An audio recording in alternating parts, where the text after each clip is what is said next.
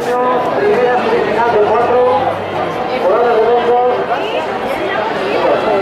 con Mónica Pérez, Carmen Caído de Cara Patricia, María Martínez, Marina Grau, Marta García, Laura Sierra, Ana Rodríguez.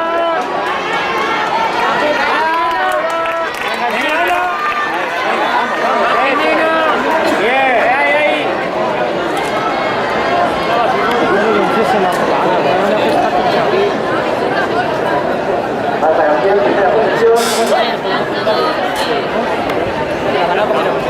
Ahí va esa otra línea.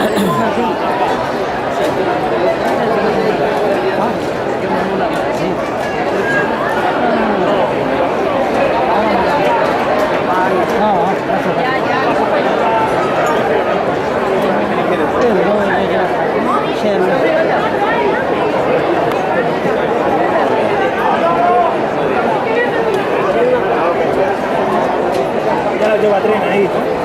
Procedemos a la entrega de premios del sexo femenino. Hay que estar ahí. Elena Ruiz, Mira Cresco, María Rodríguez.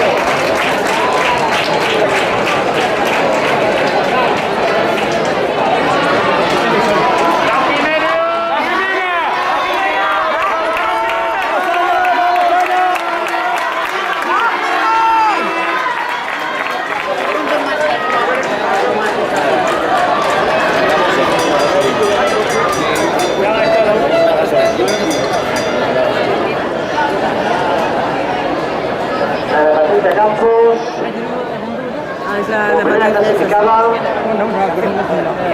a falta de 300 metros. No, bien, pero no, es un paseo, macho.